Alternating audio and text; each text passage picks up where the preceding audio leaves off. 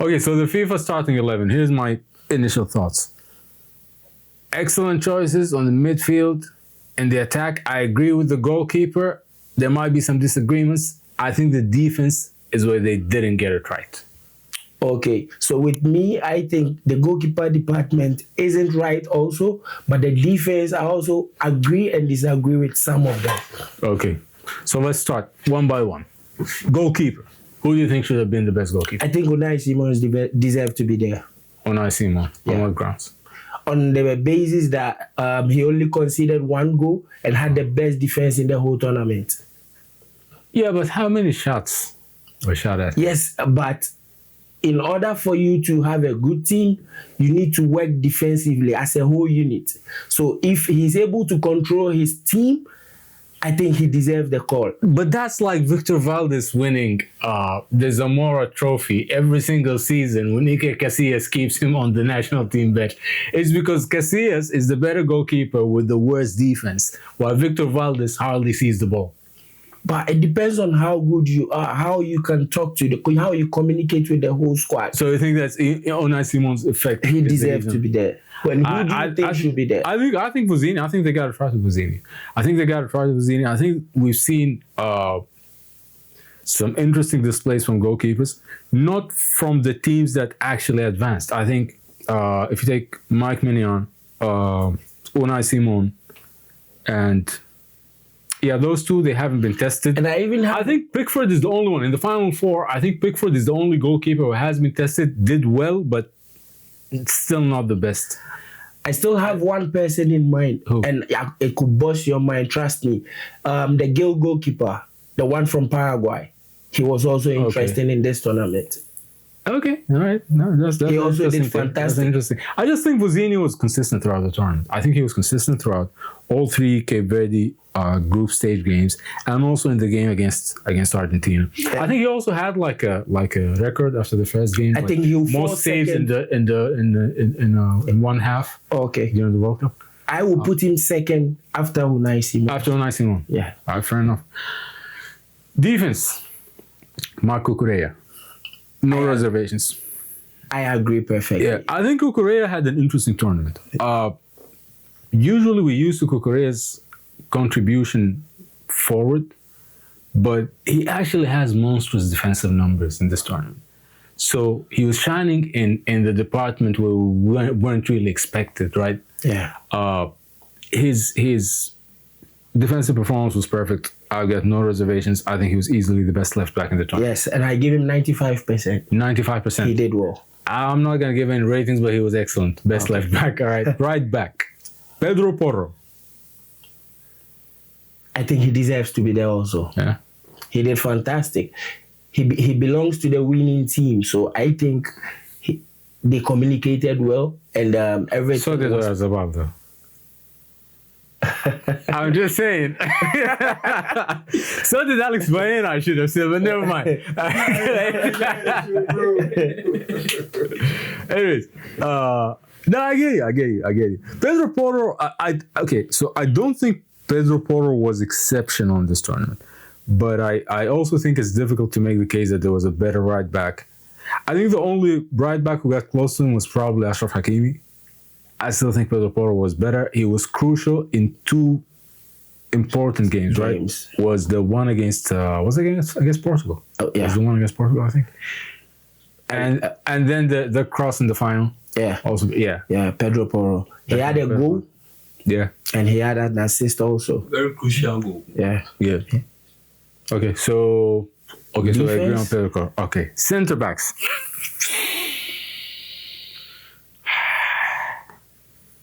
I don't think Lisandro Martinez was top 50 center back in this tournament. There's absolutely no reason that this guy should be on that list. Your take on that? Okay, my take is Lisandro Martinez deserves to be there because he played fantastic and even had an assist at a crucial moment against the same Cape Verdean side you said were good. He didn't play fantastic.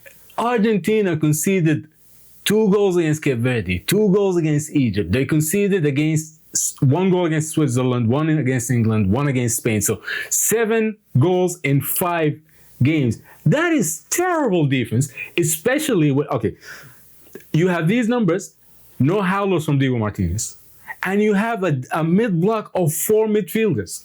All they needed was an electric fence, right? Yeah. Like this is, and they still conceded 7 goals.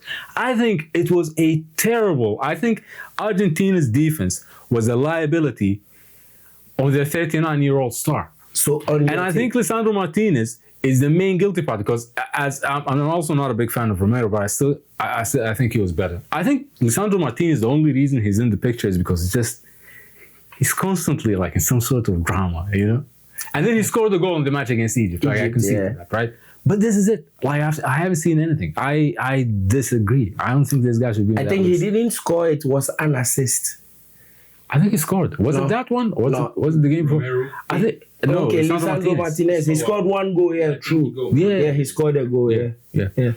But I'm not impressed. I don't think he should have been on that list. So who do you think should be there? We'll get to that. But who's the other centre back? Upamecano.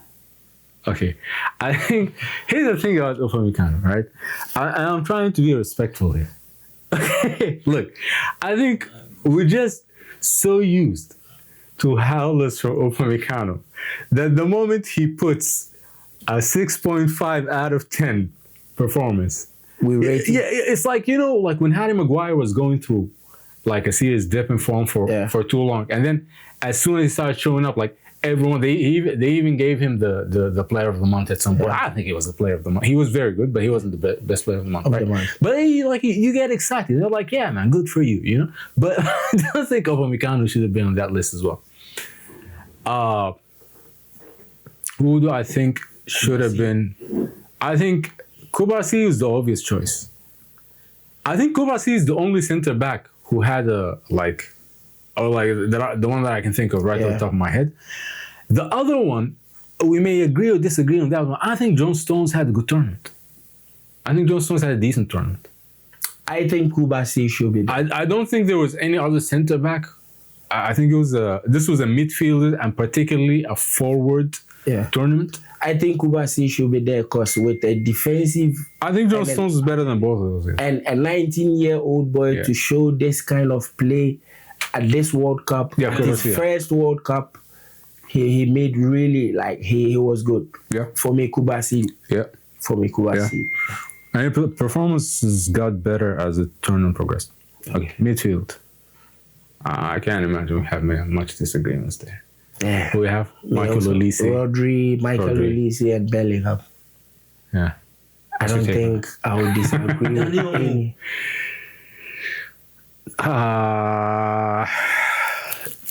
In place of who? Michael Olise had had 6 number assists. of assists. Yeah. You would have, okay. Ideally, you would want Michael Olise to score more goals, looking at his record with Bayern Munich last season. Okay. And also the crazy chances in his He missed a lot of chances.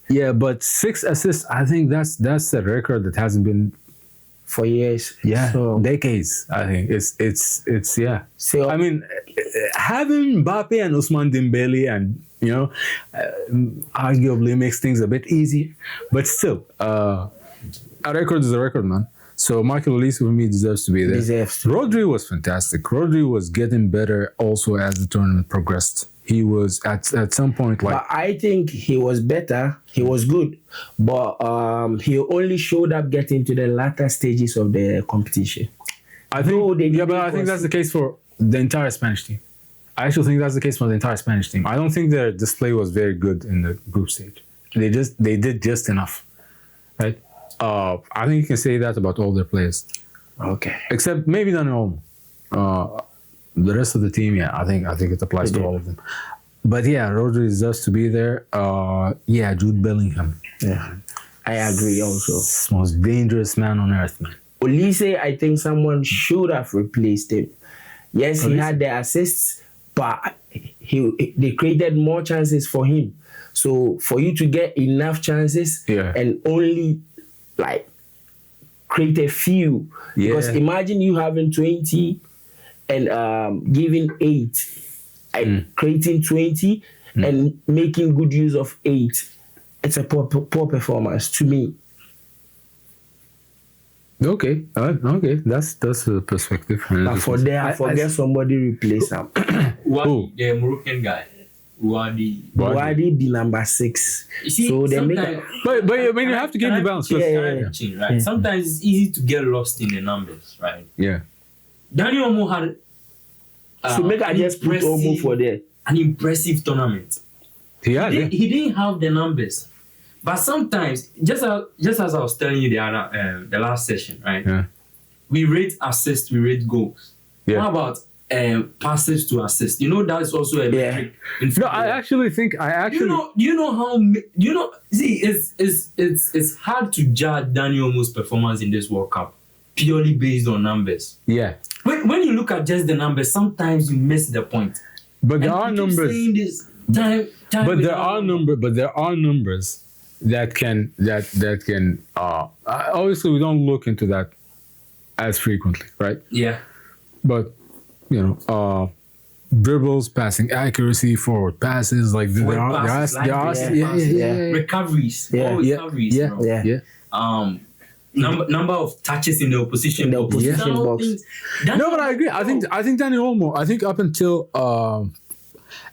for me, I actually thought Daniel Olmo was the best player on the Spanish team. I probably haven't switched to Rodri until the match against France. Yeah. So that's semi-final. So did I.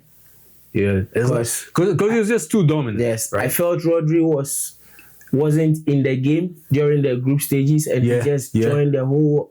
Yeah, it's both teams playing mid blocks against Portugal is when their midfield starts showing.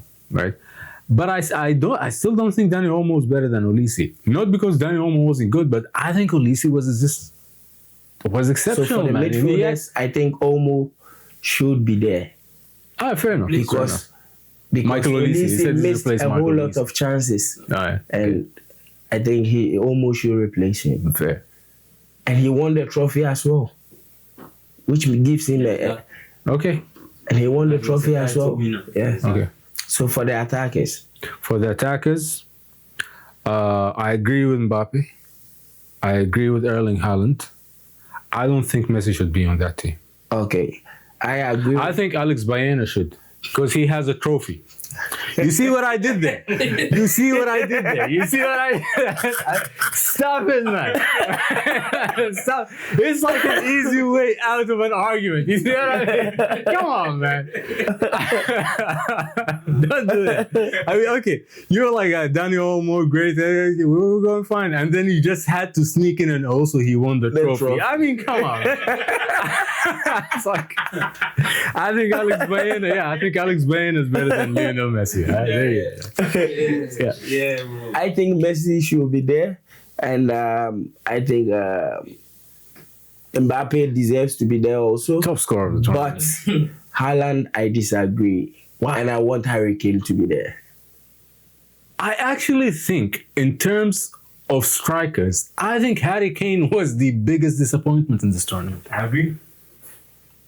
Because Harry Kane, in my opinion, I know we had this conversation before. On my list of players to win the Ballon d'Or until the World Cup, I actually had Harry Kane third on that list, right? And higher than Michael Olise, higher than Mbappe, higher than a lot of people. Basically, the only players I had ahead of him were Kvaratskhelia and Vitinha, right? So also he's 30-something now. He's 34, I think. 34, yeah. Yeah. Theoretically, this is his last big chance. He might come back on his 38, but Messi. That's something you should never say. That you should never make that statement, right? No one could make a Messi. Like it shouldn't be the expectation of anyone to pull a Messi, right? So yeah, I think Harry Kane was actually the biggest disappointment in this tournament in terms of the striking department. Also, Haaland, we need to pause and think about it. This guy has 7 goals in a World Cup for Norway. All due respect, no disrespect to Norway. For Norway. But they were the dark horses. So it was a whole team effort. The striker of the dark horses had 7 goals. That's not a dark horse. That is just a horse, a pretty fit horse that is here to win the race. You know what I mean? This guy was in it to win it. You get it? You know? This guy is under no impression that he's an underdog here. Yeah. Like, and look, it's. Oh, speaking of, I hate to jump back to that, but center backs. Apart from John Stones, another name that I think should have, because he's the only consistent player in Brazil, I think, in this one, was Gabriel. I think Gabriel had a good tournament. I think that header from Haaland made him look much worse than he actually was. But that thing was just, this thing is a force of nature, man. Right? It's like, you look at it, what can this guy do? He's 190 and this guy is just toying with him like he's like a stuffed teddy there, right? Tosses him to the side. You get it? So yeah, no, I think Erling Haaland. I think Norway is a good team, but like the sort of fight they put in this tournament, and I also think this is a tournament that will change the football culture in Norway for a while. I think the expectations from this team will be higher than the usual. Yeah. Because of that guy. You rarely have individuals with that kind of effect. Also, one last thing. The criticism for Erling Haaland was always that he has the numbers, but he doesn't show up in big moments. Right? Which is true. Yeah, well, not in this big moment, which is the biggest of his career, right? Yeah. So he's growing up, man. He's growing up. He's maturing. We're seeing peak Haaland right now. Okay. Yeah. So with me, I think you have more expectations. You expected more from Harry Kane. That's why you labeling him shit. Really so, man. I'm not labeling him shit. I'm just saying he's the biggest disappointment if you look at like expectations versus achievements. Yeah. But the guy's just, he's by numbers. He's the best striker in the world. He was nowhere to be seen in this tournament. But he scored 6 goals. He didn't score 6 goals. He did. Fact check. One second. Fact check. Okay. Against who? He scored 6. Bellingham scored 7. Did they beat a team? Bro, where are you bringing those numbers from, man? Check. I think Bellingham scored 5 goals, and I think he scored more than Harry Kane. Bellingham scored 6 goals. You make it. Really? I forget the third place match. Yes. That thing was so surreal. We forgot it ever happened. Yeah. That was where Bellingham came into the whole show. With that last minute goal, he scored. Yeah, no, I remember that he scored made him in the that highest scoring English player in the. Some people would argue that that's not a very high bar, but I mean. Is it the numbers or no count? 26 FIFA World Cup. Let's look up the numbers, the goal scorers statistics. Oh, Harry Kane did have 6 goals. I'm shocked. Who did he score? I'm pretty sure they were very insignificant goals because it was none of the biggest games. He did score some wonderful goals and he scored some penalties. I think you're not helping your case. I think you're just not helping your case here. He didn't score in the semi-final. He didn't score in the last game. He didn't score in the quarter-final.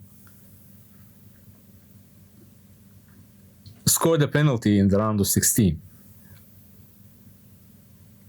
Yeah, bro, I don't think Harry Kane should be on that list. There's absolutely no reason. The guy went to... Okay, he scored a brace against the DR Congo, yeah. In the knockout stages. Then the other 3 goals in the group stage. Nah, I'm keeping him out. I don't think he was better than Haaland. In fact, even at that, Haaland had 7 goals. And Haaland has 2 games less. And I love the DR Congo, but if Harry Kane knocked out the DR Congo, Haaland manhandled Brazil now. So, yeah, no. It's Haaland, Mbappe, and Alex Bayen. Messi for me. And I think Messi, Mbappe. I will sadly drop Sadly, drop Alex Baena for Messi. Sadly, yes. It's a bit of a messy situation. What can I say? Yeah. I'm gonna kill out. Bro, let's I have to raise the bar, man. I'm here. I told you, guys are natural superstars, so I have to put up, my Haaland suit.